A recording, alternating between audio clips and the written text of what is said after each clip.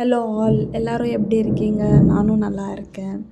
So இதோட என்னோடய first vlog long video என்னோடய யூடியூப் சேனலில் போட்டுன்னு இருக்கேன். ஸோ இது ஒரு சண்டே விலாக் தான் நான் ஃபர்ஸ்ட்டு எடுத்திருக்கேன். அது எப்படி வந்திருக்குன்னுட்டு சத்தியமாக எனக்கு தெரியல. எனக்கு தெரிஞ்ச அளவுக்கு நான் பண்ணியிருக்கேன்.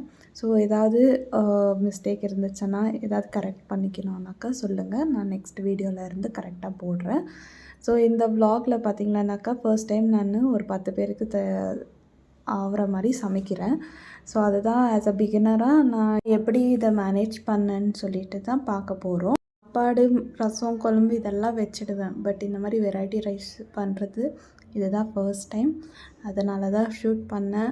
ஒரு மாதிரி சந்தோஷமாக இருந்துச்சு. ஒரு 10 பேருக்கு ஃபர்ஸ்ட் டைம் பண்ணுறோம் இல்லையா, ஹியூஜ் குவான்டிட்டியில் பண்ணும்போது. ஸோ அதுதான் இந்த வீடியோவில் பார்க்க போகிறோம்.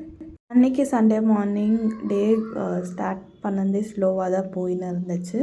ஸோ பிரேக்ஃபாஸ்ட்டுக்கு பார்த்திங்களானாக்கா தயிர் சாதமும் வெண்டைக்காய் பொரியலும் தான் பண்ணலான்ட்டு பிளான் போட்டேன். ஸோ அதே மாதிரி தயிர் சாதம் பண்ணிவிட்டு அதுக்கப்புறமா வெண்டைக்காய் கட் பண்ணி குட்டி குட்டியாக கட் பண்ணிவிட்டு அதுக்கப்புறமா எண்ணெயும் உப்பு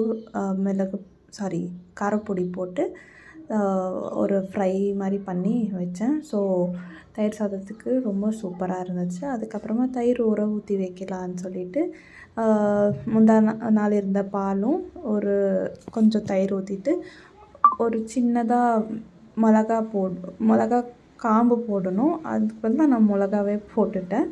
அதுதான் பார்த்தீங்க, அது சரியாகவே வரல பார்க்க போனாக்கா. அதுக்கப்புறமா போயிட்டு காய்கறி எல்லாம் வாங்கின்னு வந்து ஸ்டார்ட் பண்ணலாம் லன்ச்ன்னு சொல்லிட்டு ஸ்டார்ட் பண்ணோம். ஃபஸ்ட்டு நான் எல்லாமே கட் பண்ணி வச்சுக்கினேன். வெஜிடபிள்ஸ் என்னென்ன பண்ணணுன்ட்டு ஃபஸ்ட்டு லிஸ்ட்டு போட்டு வச்சுக்கின்னு அதுக்கு தகுந்த மாதிரி என்னென்ன கட் பண்ணிக்கணும், என்னென்ன வேணும் அதெல்லாம் ரெடியாக ஒரு பிளேட்டில் பண்ணி வச்சுக்கினேன். ஃபஸ்ட்டு பண்ணது வந்து தேங்காய் பால் சாதம் தான். ஸோ எண்ணெய் நெய் இதை ஊற்றிக்கின்னு கொஞ்சம் கேஷ்யூ நட்ஸ் இதுவும் போட்டுக்கினேன். அதுக்கப்புறமா பட்டை, லவங்கம், பிரிஞ்சி இலை இதெல்லாம் போட்டு நல்லா ஒரு கோல்டன் ப்ரௌனாக ஆகிற வரைக்கும் ஃப்ரை பண்ணிக்கினேன். அதுக்கப்புறமா இஞ்சி பூண்டு பேஸ்ட்டை போட்டுக்கினேன். அது ஒரு ஃப்ரை, அது அந்த ஸ்மெல்லு போகிற பிறகு சாப்டு ஆனியன்ஸ் போட்டுக்கினேன். சாப்டு ஆனியன்ஸ் போட்டுக்கின்னு கொஞ்சம் புதினா போட்டுக்கினேன். ஒருத்தங்க இந்த கீ ரைஸ்க்கு கேரட், பீன்ஸு இதெல்லாம் போடுறாங்க. நாங்கள் அதெல்லாம் போடுறதில்ல. ஒரு டொமேட்டோ கூட போடுவாங்க. நான் அதெல்லாம் ஆட் பண்ணல. வெறும் இது மாத்திரம்தான் இன்க்ரீடியன்ட்ஸ். அதுக்கப்புறமா பட்டாணி, நான் வெறும் பட்டாணி மட்டும்தான், பச்சை பட்டாணியை போட்டு இது பண்ணேன். ஸோ பின்னாடியிலேருந்து எங்கள் மம்மி இந்த மிக்சியில் கிரைண்ட் பண்ணிருந்து இந்த தட்டில் இருக்கிற கொஞ்சம் மசாலா இதெல்லாம் கழுவி ஊற்று, வேஸ்ட் பண்ணாதன்ட்டு பின்னாடி சொல்லின்னு இருந்தாங்க. ஸோ இந்த மாதிரி க்ளீனாக எல்லாமே க்ளீன் பண்ணிக்கின்னு அதெல்லாம் அந்த தண்ணியை ஊற்றினா தான் டேஸ்ட் நல்லாயிருக்கும்னு சொல்லுவாங்க. ஸோ இந்த மாதிரி உங்கள் மம்மியும் எப்படி பண்ணுவாங்களான்னுட்டு சொல்லுங்கள் கமெண்ட்டில். அதுக்கப்புறமா தேங்காய் பால் எடுத்தேன். தேங்காய் பால் ஃபஸ்ட் பால், செகண்ட் பால்ன்னுட்டு ஸோ மூணு பாலும் எடுத்தேன்.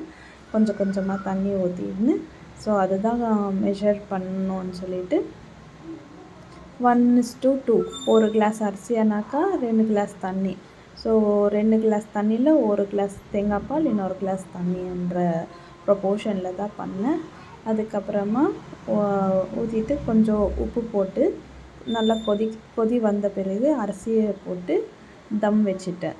தேங்காய் பால் சாதத்துக்கு எண்ணெய் கத்திரிக்காய் குழம்பு தான் பண்ணேன். அதுக்கு தேவையான மசாலாலாம் அரைச்சிக்கின்னு மசாலா சாப்பிங்கனாக்கா தேங்காய், வெங்காயம், தக்காளி, பூண்டெல்லாம் போட்டுக்கின்னு அரைச்சிக்கிட்டு கூடவே கரம் மசாலா, தூள், அதுக்கப்புறமா சாம்பார் பொடி எல்லாம் போட்டுக்கின்னு ஒரு கிரைண்ட் கொடுத்துக்கினேன். அதுக்கப்புறமா அதை தாளிச்சிட்டு கீ ரைஸ் பார்த்திங்கன்னா உதிரியாக வந்துச்சு. தம் போட்டு எடுத்த பிறகு பார்த்தா அதுக்கப்புறமா எல்லாேருக்கும் டீ வச்சு கொடுத்துட்டு நானும் கொஞ்சம் குடித்தேன். நான் அவ்வளோவா குடிக்க மாட்டேன், எல்லோரும் குடிக்கிறாங்கன்னுட்டு கொஞ்சம் குடித்தேன். அதுக்கப்புறம் ரசமும் ஒயிட் ரைஸும் தான் பண்ணேன். ஸோ அன்றைக்கி மழை ஜோனிட்டு கொட்டுச்சு. அவ்வளோ அழகாக இருந்துச்சு, ஜில்லுன்னு இருந்துச்சு கிளைமேட் பெங்களூரில் பார்த்திங்களன்னா. அதுக்கப்புறம் சாயங்காலம் போல் ஒரு 6-7 மணிக்கு பாயாசம் பண்ணேன்.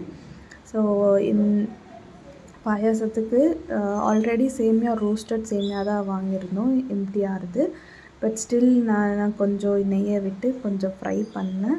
அது ரோஸ்ட் ஆன பிறகு அது ஆல்ரெடி கோல்டிஷ்ஷாக தான் இருந்துச்சு. நான் இன்னும் கொஞ்சம் நெய் போட்ட உடனே இன்னும் அழகாக இருந்துச்சு. அதுக்கப்புறமா அதை எடுத்து செப்ரேட்டாக ஒரு பிளேட்டில் போட்டுக்கின்னு அதே குண்டாவில் கொஞ்சம் நெய், அதுக்கப்புறமா முந்திரி திராட்சை எல்லாம் போட்டு ஃப்ரை பண்ணிவிட்டு பாலை ஊற்றி கொஞ்சம் ஏலக்காய் தட்டி போட்டு அதுக்கப்புறமா சேமியாவை போட்டேன்.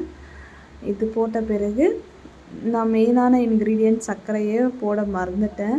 அதுக்கப்புறமா மறுபடியும் சூடு பண்ணி சர்க்கரை போட்டு பண்ணிட்டேன். ஓகே, அவ்வளோதான் இந்த வீடியோ. தேங்க்யூ.